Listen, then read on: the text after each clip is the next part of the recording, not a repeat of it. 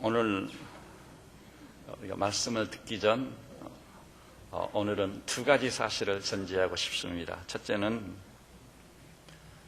성경이 하나님의 말씀인 것은 사실입니다. 사실은 저도 몰랐었거든요. 근데 어느 날 그 눈이 열리고 말씀이 들어오고 깨달아지기를 시작하는데 과연 하나님의 말씀이구나. 그래서 말씀에 사로잡힌 사람이 되게 됐어요. 근데 성경이 그래서 창세기부터 계시록까지 다 하나님 말씀인 건 사실이지만 그 말씀에 우선순위가 있습니다. 더 중요하고 덜 중요한 것이 있다 이 말입니다. 이것은 받을 자가 분별력을 가지고 받아들이는 수밖에 없어요. 대체로 우리 인간이 죄로 힘든 이유 직면하는 문제 중에 하나가 우선순위를 놓쳐버리는 것이에요. 이것은 엄청난 상실입니다. 저는 주께서 은혜를 주시고 복을 주셔서 우리 모든 성도들이 우선순위를 쫓아서 여러분의 인생을 살아갈 수 있기를 진심으로 바랍니다. 그것은 우리 인생을 걸작으로 바꿀 수 있는 좋은 기회가 될 것입니다. 또 한 가지는요, 이 기록된 성경 말씀을 생활 속에서 삶의 전 영역에서 체험이라는 걸 해야 돼요. 체험이 되지 않으면 그 말씀이 교리는 될지언정 복음은 아니에요. 제가 교회도 다니고 또 학생운동도 하고 그럴 때 교회 가면은요 흠잡을 데 없이 분명히 교리가 있어요. 태서 요리문답을 보면은 저 이랑이 뭐라고 했느냐, 하나님을 영화롭게 하고 그를 영원토록 즐거워할 것이다. 흠잡을 데 없는 말씀이에요. 교리거든요. 그런데 복음은 없는 거예요. 그런데 학생운동을 하는데 가면은요, 거기는 뭐 하나님을 영화롭게 하고 그를 영원토록 즐거워하는 것인데 교리는 없는데 뭐 없다고 보기는 어렵죠. 실질적으로 주님의 십자가나 부활이 나를 위한 것으로 믿어져 가지고 정말 날마다 십자가를 붙잡고 늘 울어도 눈물로써 못 갚을 줄 알아. 몸 밖에 드릴 것 없어 이 몸 바칩니다. 감격해서 사는 거예요. 또 무덤을 여신 주님, 죽은 자를 다시 살리신 주님, 특별히 부활의 천일매 되셔서 내게도 부활의 새 생명을 주신 주님 찬송합니다. 이제 새 생명의 능력으로 살게 됐습니다. 부활의 권세로 달리며 살게 됐습니다. 환희를 부르는 복음이 있는 거예요.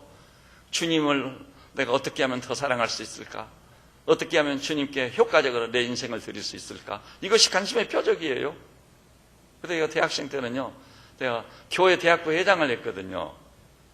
근데 교회에 있어 보니까요, 당회에서 예산을 편성해서 이 대학부 쓰라고 상당히 고액을 주거든요. 그럼 그거 가지고 계획을 세웁니다. 1월 1일 신년 등반대회 거기다 재정을 확 투하해서 또 여름 수양에 가니까 엄청난 재정을 허락해 줍니다. 재정적인 능력과 풍성함이 있으니까 먹는 거 뭐가 풍성풍성해요. 그럴싸합니다. 근데 거기 복음이 없는 거예요. 근데 여기 학생운동한 데 가면은요, 돈 버는 사람들이 아니고 어른들이 없으니까 돈이 없는 거예요. 그야말로 학생운동은 빵원이에요. 제가 모금을 내서 우리는 사는데 모금이 되겠습니까? 우리나라 현실에서 돈이 없는데 오히려 없는 돈까지 어디서다 갖다가 학생들 먹을 것도 사주고 또 어려운 학생이 있으면 옷도 사주고 섬겨야 되는 거예요. 그럼에도 불구하고 그 학생운동 하는 데만 가면은 재미가 있고 기쁨이 있고 환희가 있어요. 찬송이 있어요. 그 배에서 생수의 강에 흘러나리라. 그 말씀이 아주 생생한 체험으로 다가오는 거예요. 하나는 복음을 체험하는 것이, 하나는 교리를 선포할 뿐이에요. 여러분 무엇을 원하십니까? 근데 그 체험이라는 것이 아주 중요한 겁니다. 제가 여기까지 오면서요, 목양하려고 목회를 하고 강단을 지키면서 절실히 느끼는 거예요. 목사인 제가요, 경험하지 아니하나 교리는 말할 수 있어도 복음을 선포하기는 아주 어렵습니다. 그렇기 때문에 하나님께서 자기 양무리를 위해서 목사로 하여금 온갖 것을 체험하게 하시더라고요. 어떨 때는 고난, 설교는 하는 목사님 무슨 고난이 있으시겠으면 할지 몰라도요, 정말 죽을 수밖에 없는 상황들이 있는 거예요. 고난입니다. 그 고난을 지났기 때문에 고난당한 성도님들을 이해하고 손을 내밀 수 있고 그분들을 끌어안아줄 수 있는 거예요. 그래서 시편 기자처럼 고난당하는 것이 내게 유익이라. 내가 이로 말미암아 주의 율례를 배웠나이다. 정말 고난당하는 것이 유익이라고 결론 지을 수 있어요. 또 이를테면요, 목자당 되신 주님이 나를 인도하신다는 거. 목자와 양의 기본적인 관계는 인도에 있지 않아요? 그런데 그 인도받은 생생한 체험과 경험이 없이는요, 인도받는다는 것을요, 성경으로, 구문체로, 혹은 우리가 구어체로 말할 수는 있어도 생생한 복음을 경험하거나 체험하지는 못합니다. 그 목자장 되신 주님이 순간순간 나를 인도하신다는 것, 지키신다는 것, 필요를 따라 공급하신다는 것, 그것을 내가 직접 체험하고 경험해야만 그것을 복음으로 권세 있게 선포하게 되는 것입니다. 그래서 사실이요, 여러분 때문에 우리 아버지로부터 저는 온갖 체험과 경험을 다 해봤어요. 엄청난 배신도 당해봤습니다. 흰 것을 그냥 검다고 해가지고 나를 공격해 올 때 얼마나 답답하고 한다면 주여 어찌하오리까. 그래서 제가 이 교회에서 항상 애치는 얘기가, 궁극적으로 하나님 보실 때 사실은 하나밖에 없는 거예요. 그 사실 이외에 사실에서 벗어난 것은 상당히 문제점이 있는 것입니다. 지금 이 나라 이 백성이 직면한 문제 중에 문제도요, 사실 앞에 겸허하지 않아요. 다 지어낸 얘기, 있지도 않은 얘기, SNS상 떠도는 얘기들 들어보세요. 어찌하여 인생이 이렇게도 악할 수 있다는 말인가. 주여 불쌍히만 여겨주십시오. 긍휼히만 여겨주십시오. 이 나라가 이렇게 가다가 어찌 되겠습니까? 거짓이 지배해버리고 난무하고 사실 아닌 것에 의해서 백성들이 좌우돼 버리는 거예요. 이 가련한 현실을 어찌하오리까. 근데 그것도요, 제가 그것을 생생하게 체험하고 경험해봤기 때문에 제가 그것을 복음으로 선포할 수 있고 위로의 잔을 베풀 수 있다고 생각합니다. 제가요, 돈도요, 진짜 돈이 없어가지고 빵원이어가지고 뭣도 모르고 어디 가가지고 바래만 닿으면 들어오는데 돈이 없는 거예요. 제가 이런 한 푼도 없는 거예요. 그래서 그 먼 거리를 터덜터덜 걸어서 돌아오는 경험. 돈 없는 사람, 재정적인 능력이 없는 분들을 이해할 수 있어요. 내일은 무엇으로 내가 밥을 끓여 먹지? 돈 버는 사람이 아니니까요. 그렇지만 하나님께서 기적적으로 쓸 것과 필요를 공급하시는 그 체험을 통해, 하나님은 빌립보 사장이 있듯이 한번 따라서 볼게요. 너희 쓸 것을 그리스도 안에서 풍성하게 채우시리라. 그래서 저는 훈련이 돼가지고 항상 재정 문제를 놓고 생각할 때 쓸 것이 무엇인가를 묻습니다. 그러면 하나님께서 그 쓸 것은, 그 필요는 틀림없이 풍성하게 채우시리라고 놀라운 믿음을 가지고 있는 것입니다. 그런데 하나님께서요, 그 믿음대로 쓸 것과 필요를 풍성하게 공급해 주심을 믿습니다. 이렇게 말씀이 실제로 체험이 되고 경험이 될 때 그것을 복음으로 증거할 수 있는 것입니다. 저는 여기 나오신 모든 믿음의 식구들이요, 말씀을 듣고 예배당을 나서는 순간 잊어버리는 사람이 아니라 여러분의 삶의 현장에서 일주일 동안 주일날 받은 바 말씀을 붙잡고 사시다가 그것을 생생하게 체험하고 경험해서 이 성경이 여러분에게 복음이 되시기를 바랍니다. 만일 제가 성경을 가지고 설교하는데요, 내가 체험이 되고 경험이 되지 않아가지고 복음으로 여러분이 전하지 못해. 그러면서도 복음이라고 막 외칩니다. 그건 뭐죠? 종교 사기꾼인 거예요. 사기행인 거예요. 항상 그 생각을 제가 하고 있습니다.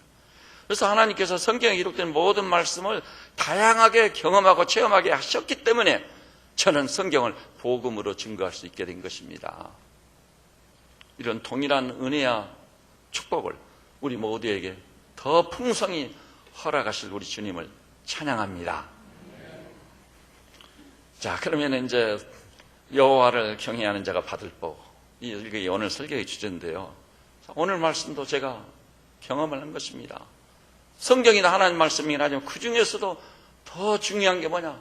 우선순위를 설정하자. 어떤 말씀이 더 중요하냐? 그랬을 때 가장 중요한 말씀 중에 하나가 여호와께 대한 경외심입니다. 경외심입니다. 이 나라가 어찌 이렇게 됐을까요? 이 백성이 어찌 이렇게 됐을까요? 입술로 주의 이름을 시인하는 사람들이 어찌 이렇게 살까요? 결정적인 이유는 경외심을 상실했기 때문입니다. 경외심이 없어요. 그 대신 하나님께서 약속했습니다. 여호와를 경외하는 자 누구냐? 그렇습니다. 찾아보기 어려워요. 여호와를 경외하는 자가 찾아보기가 어렵습니다. 입술로는 주의 이름을 시인하지만 진정 하나님께 대한 경외심이 자신을 통제하고 절제시키는 그런 사람은 찾아보기 어려워요. 그 대신 하나님께서 보실 때 진정한 의미에서 여호와를 경외하는 자가 있지 않아요? 그 경외하는 자는 누구냐? 만일 있다면 그를 위해서 내가 아래와 같은 복을 주겠노라. 그래서 그 복을 딱 준비해 놓으시고 경외심으로 우리를 초청하고 계신 우리 주님을 찬양할지어다. 놀랍습니다. 그러면 어떤 복을 주신다고 그랬죠? 택할 길을 가르쳐 주시고 영혼을 평안케 하시고 자손에게 복을 주시고 여호와의 친밀하심이 그를 경외하는 자들에게 있을 것이다. 여러분 얼마나 놀랍습니까? 여기 하나님께서 친히 열거하시는 4가지 복이 있죠. 이 복은 포기할 수 없는 복입니다.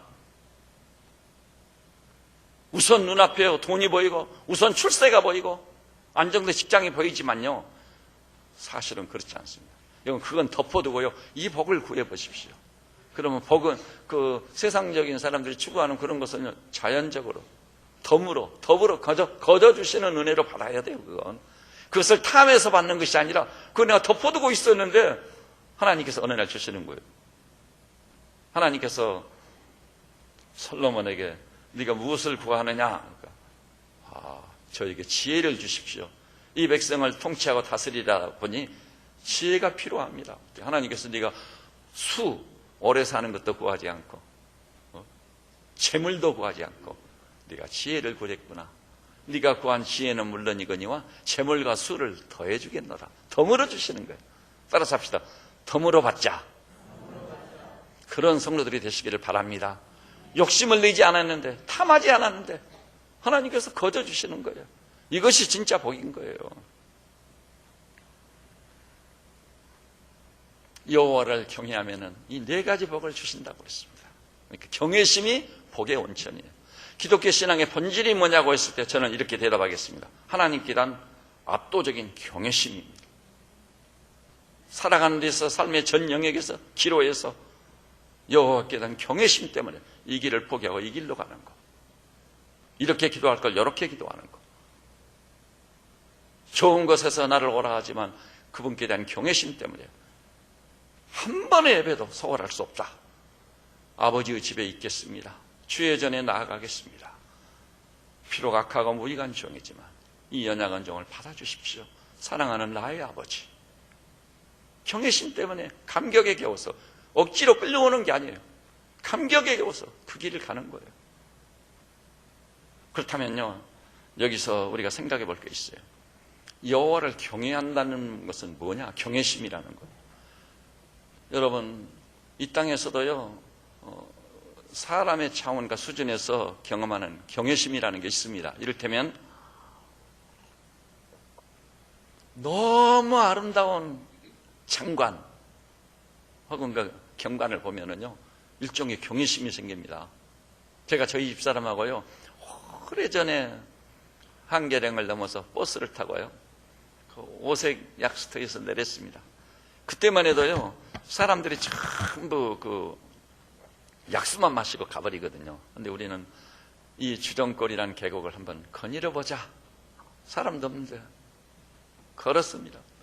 눈앞에 펼쳐진 그 귀한 개석과 그 계곡, 지금 그것이 많이 훼손돼 버렸습니다만은 완전히 압도적이었습니다. 오 하나님, 이렇게 아름다운 경관을 보고도 그것을 지으신 하나님을 부인하는 자는 심판을 받을지로다. 제가 제 입에서 그런 소리, 심판을 받을지로다 한 것은 잘못이지만은 그 경관이 저를 압도한 거예요. 경외심이 생기더라고요. 그리고요, 높은 사람 앞에 서면 일종의 경외감 같은 것이 싹 트잖아요. 대통령 앞에 섰는데 맹숭맹숭할 수 있어요? 저는 이번에 봐버렸습니다. 뉴스에서 야당 원내대표로 있는 그 박모 여성 의원이요, 대통령을 향해서 막 온갖 악담부담을 다 하더라고요. 야, 저 여성 정말 그 입술이 악하기가 짝이 없네. 딱 이렇게 보고 있는데 어느 날 대통령이요, 만나자고 해서 청와대에서 딱 회동이 이루어져서 만나더라고. 만나는데 여러분 보셨어요? 그 장면? 그 야당 그 국회 대표 의원이, 그 여성 의원이 대통령 앞에서 막 항송해서 어찌할 바를 모르고 만면의 미소가 막, 그래서 우리 집사람 보고 여보 와서 보라고, 저 여성 왜 저러지? 대통령이 만나자고 했다고 그냥 항호를 해가지고 얼굴에 영역이 나타나는 거예요. 어찌할 바를 모르는 거예요. 참 이상하다. 국회에 있을 때는 야단이더니 대통령 앞에 가서는 어찌할 바를 몰라 하더니, 그래, 그것도 좋은 일이다. 우리 높은 사람 앞에 가면 어떤지 좀 경외심이라는 게 생기잖아요. 그런 게 있는 거예요. 근데요, 그것은요, 이 세상에서 살다가 보면 직면하는 특별한 것 때문에 생기는 경외심이에요. 그러나 이 본문이 말하는 것은 분명히 그것이 아닙니다. 12절 보니까 여호와를 경외하는 자는 누구냐? 여호와를 경외한다는 그 경외심이에요. 하나님과의 관계에서 이루어지는 경외심입니다. 그 경외심이요, 신앙의 본질이 되고 핵심이 되는 거예요.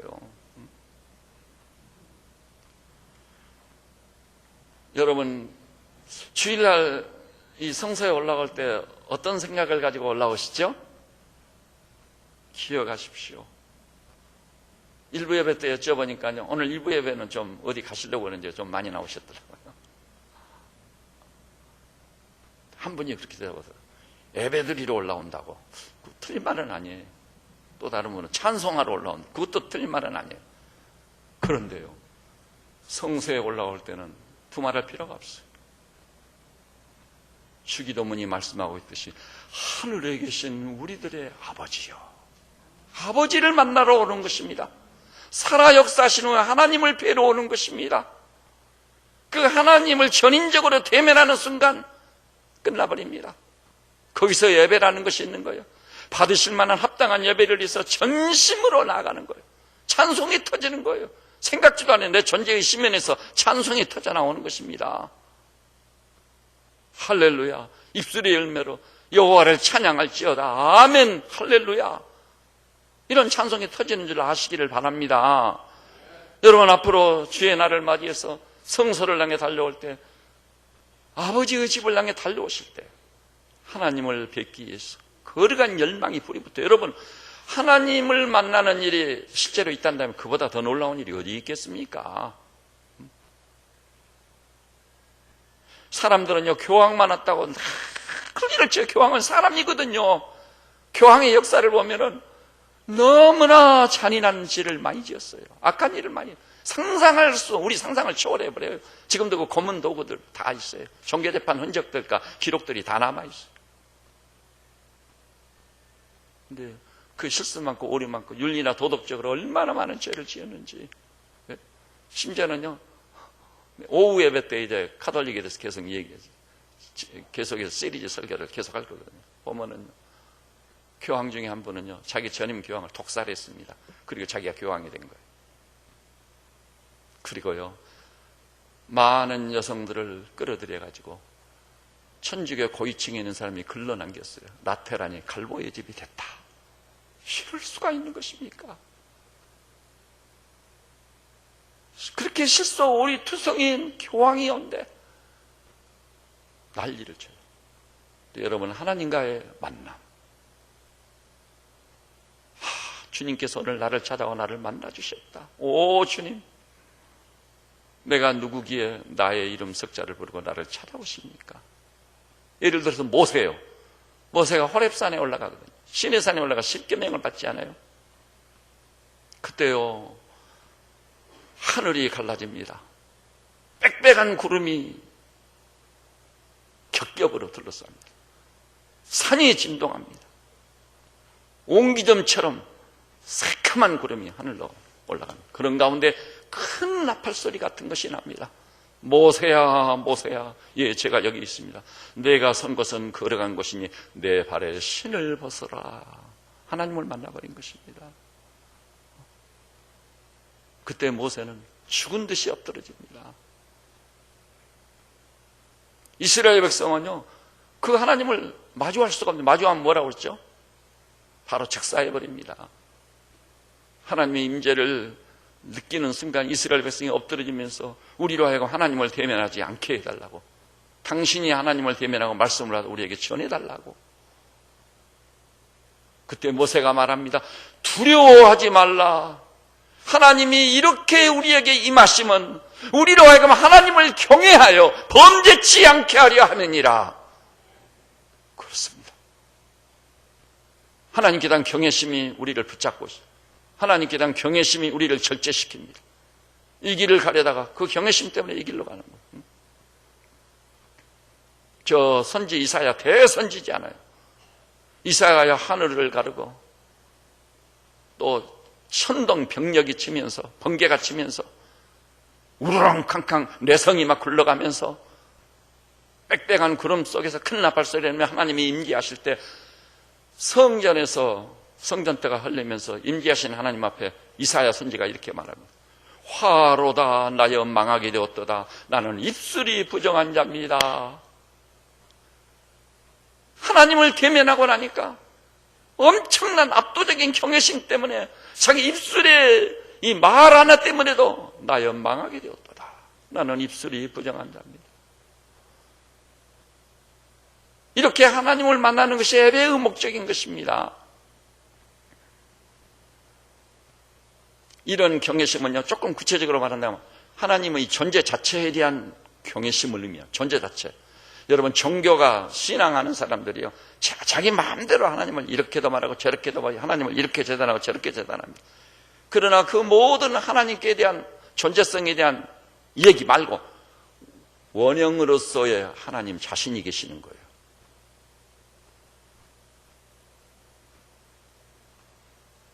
그 하나님을 우리는 필설로는 다 행한할 수 없어요. 어찌 유한이 무한을 인식할 수 있으랴. 어찌 땅에 사는 인생이 하늘에 계신 하나님을 말할 수 있으랴. 그분은 예배를 통해 알아갈 뿐이고 무릎으로 나아가야 그분을 이해하게 되는 것이에요. 존재 자체를 대면했을 때 거기서 경외심이라는 것이 생깁니다. 그 다음에 그 하나님이 행하신 일 때문에 경외심이 있어요. 하나님이 행하신 일들. 자, 하나님의 첫째 행하신 일은 뭐죠? 하나님이여 주의 이름이 온 땅에 어찌 그리 아름답습니까?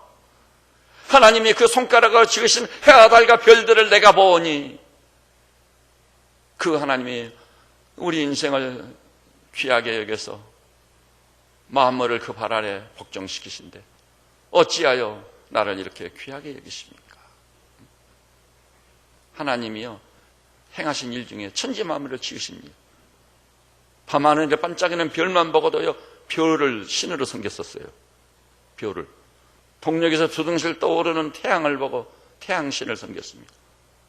월신을 섬겼습니다. 큰 물 앞에서는 물귀신을 섬겼어요. 큰 산에서는 산신령을 섬겼어요. 엄청난 나무, 막 70m, 80m 된 나무도 있거든요. 그 레드 튤리라고 해가지고 굉장한 나무가 있지 않아요. 그런 나무를 보면 경외심이 절로 생기는 거예요. 근데 사람들은 그것을 보고 경외심을 갖게 되지만은 하나님의 사람들은 이렇게 말하며 내가 눈을 들어 산을 보며 나의 도움이 어디서 올고, 산 말고 그 산을 지으신 천지를 지으신 여호와에게서로다.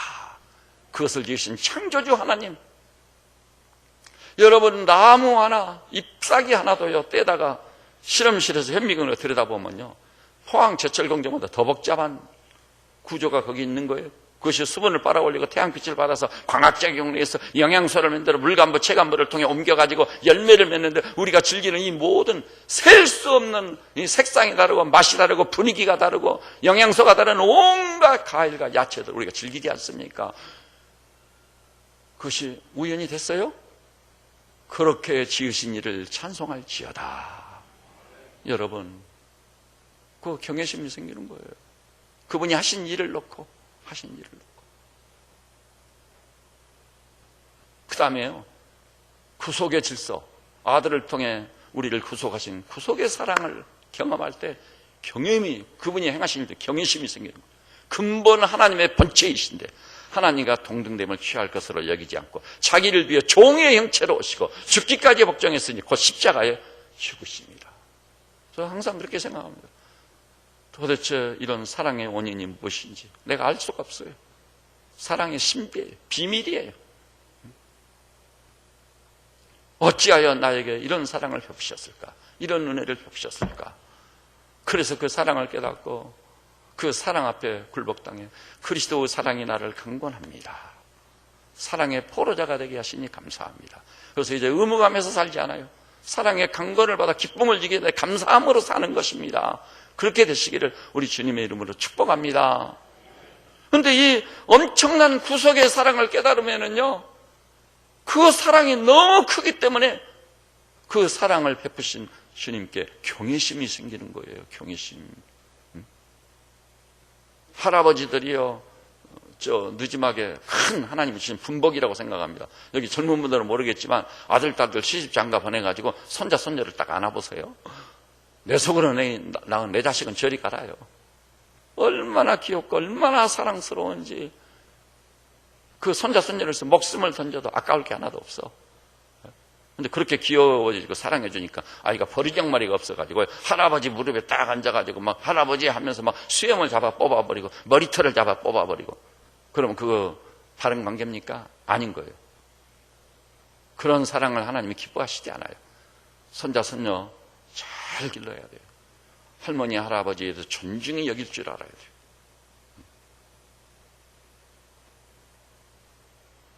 경외심이라는 건 그런 것이 아닌 것이죠. 어리광 피우는 건 그건 아니에요.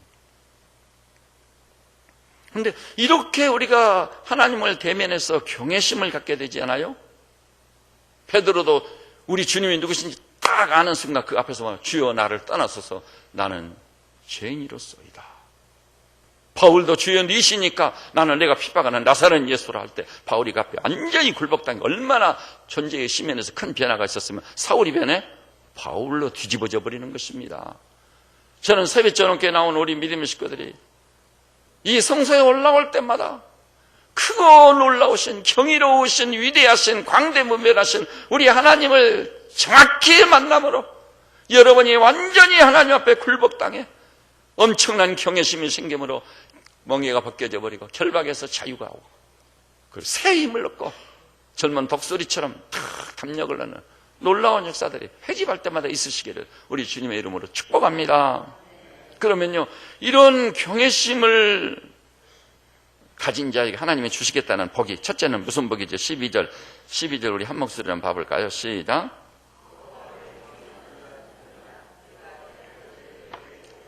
제가 어디에서 말씀드렸죠? 이 네 가지는 포기할 수 없는 축복이에요.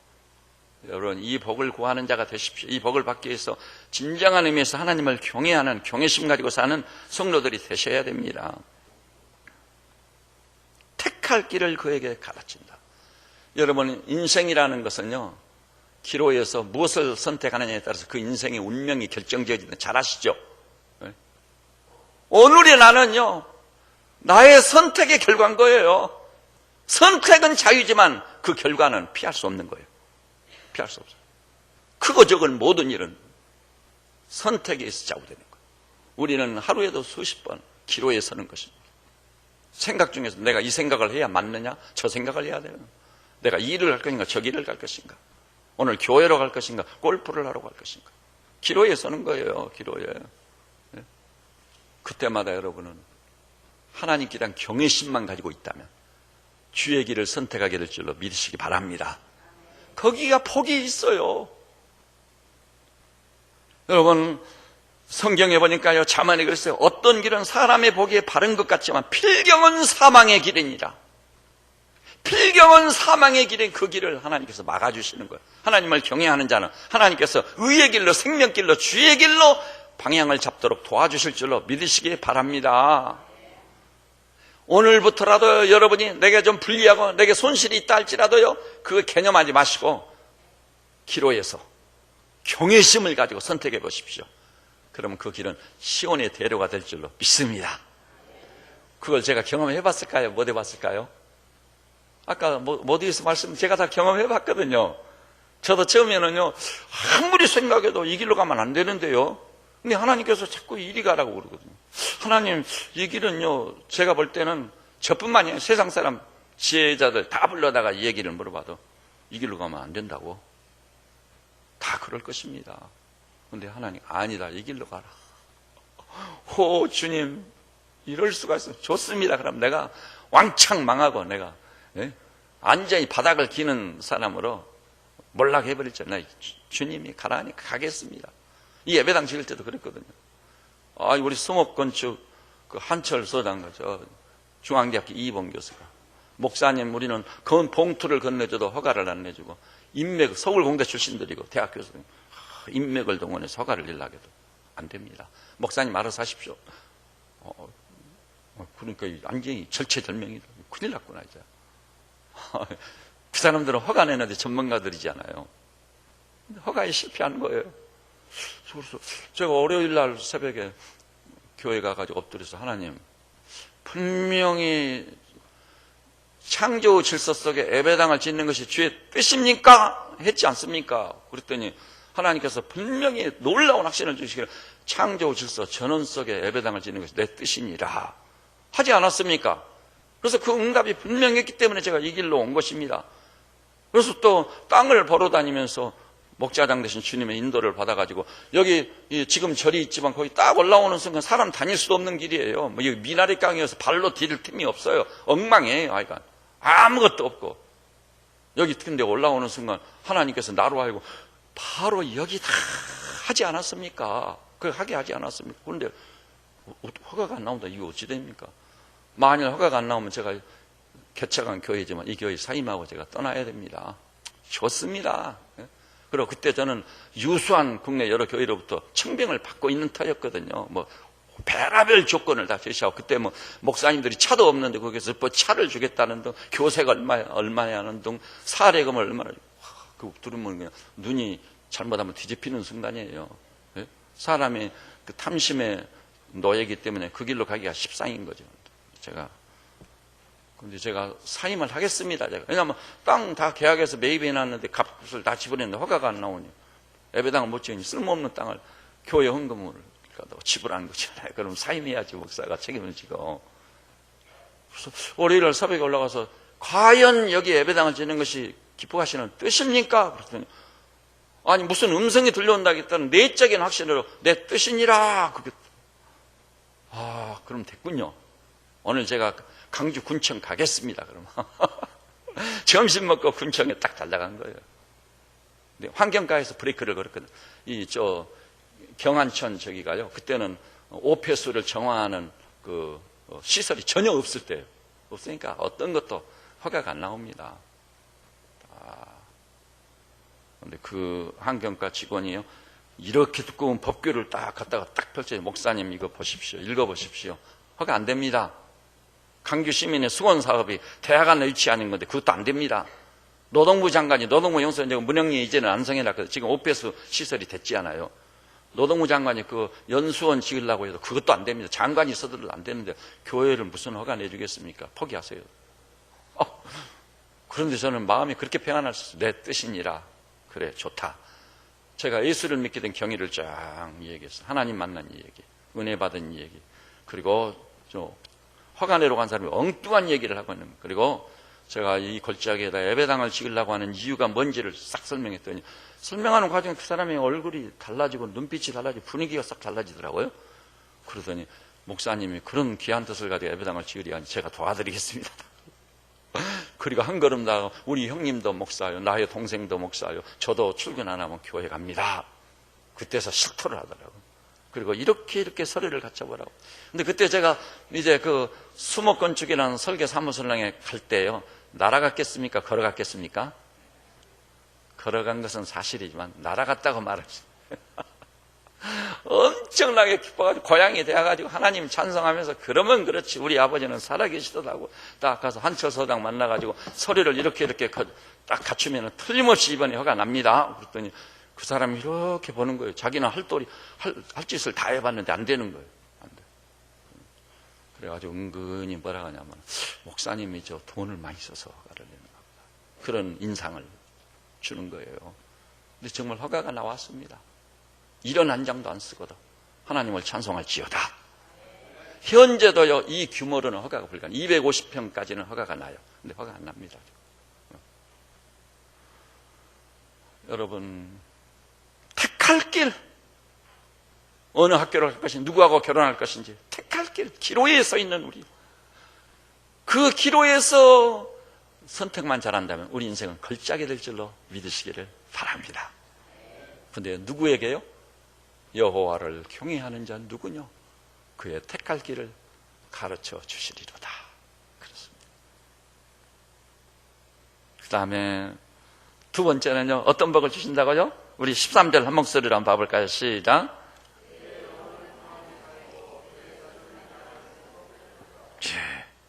그의 영혼은 평안히 살고. 여러분, 뭐니 해도요, 우리 인생을 살아가는 동안 어지러운 세상 속에서 평안을 누릴 수 있는 것보다 더 복된 것은 없습니다.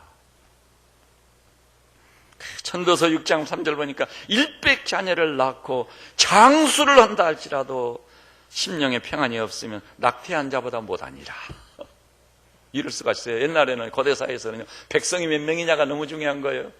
집안에 자녀들이 몇 명이냐가 너무 중요한 거예요. 그런데 일백자녀를 낳았으니 이 얼마나 큰 경사입니까? 있을 수도 없는 일이지만 그 다음에요, 장수까지 하게 된 거예요. 얼마나. 그럼에도 불구하고 심령에 평안이 없으면 한 명도 낳다가 낙태한 자보다 못하다고. 여러분, 돈 버는 이유가 무엇이세요? 열심히 사시는 이유가 뭐예요? 행복하다고. 그런 거 아니에요? 근데요, 내가 목적한 거 다 얻었는데 행복이 없으면 어때요? 제가 경험을 이것도 해봤어요.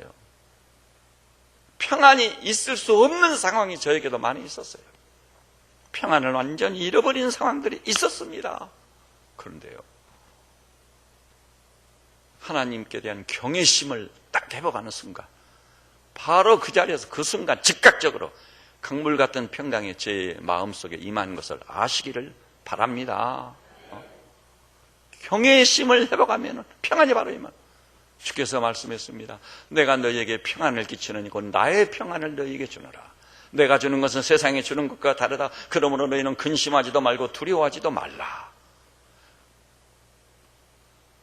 시각에 뛰어난 하나님의 평강이 그리스도 예수 안에서 너희 마음과 생각을 지키시리라.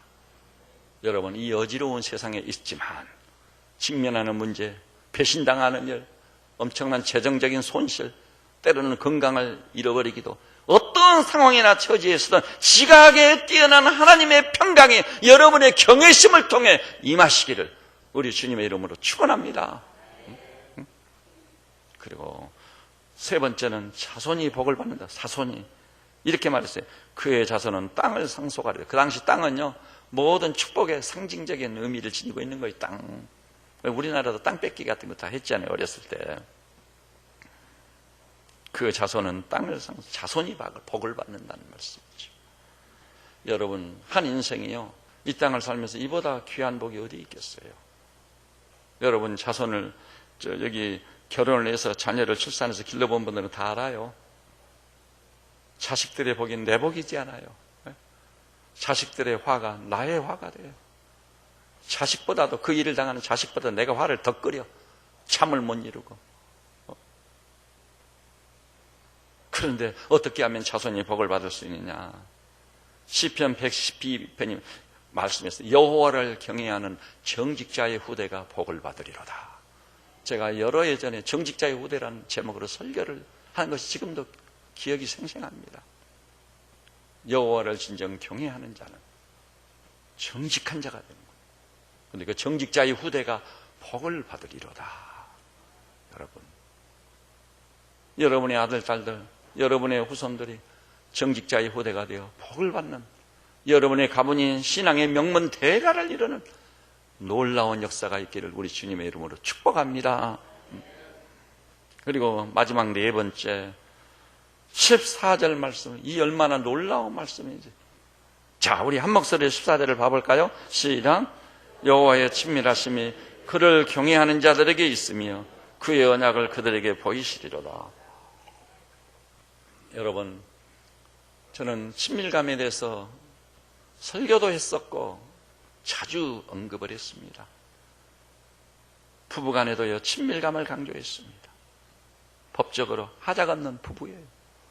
그런대로 형식적으로 부부관계를 잘 유지하고 있어요. 그럼에도 불구하고 친밀감이 형성된 부부관계하고는 궤를 살려야 합니다. 부부는요, 부모를 떠나 연합하여 한 몸을 이룰지로다. 한 몸을 이루고 일치를 이루는 거기까지 가는 친밀감이 있어야 됩니다. 그래야만이 부부의 분복, 가정의 분복을 깊이 경험하고 그것이 엄청난 위로의 상급이 되고 복락이 되는 거예요. 그런데요, 하나님과 관계에서 친밀감이라는 너무나 놀라운 것입니다. 여러분, 대한민국에 살려면 누구하고 친밀해야 되죠? 대통령님하고 친밀해 보세요. 뭐 얼마 전에 뉴스를 보니까 대통령하고 5천 관계에 있는 사람이 뭐 이권에 입대해가지고 돈을 어떻게 해가지고 무슨 법적으로 문제가 됐더라고요. 그런데 아마 그 경우는요, 내가 진상은 잘 모르지만 그 사람이 나는 대통령이 조카다 하고 떠벌리고 다니지는 않았을 거예요. 근데 은근히 자기가 대통령의 조카임이 알려지기를 바라기는 했을 거예요. 그럼 상대방이 어떠지죠? 알아서 슬슬 기는 거예요. 아, 저 사람 대통령하고 그렇게 친밀한 관계고 혈족이니까 내가 이렇게 부탁하면 들어줄 수 있을 거다.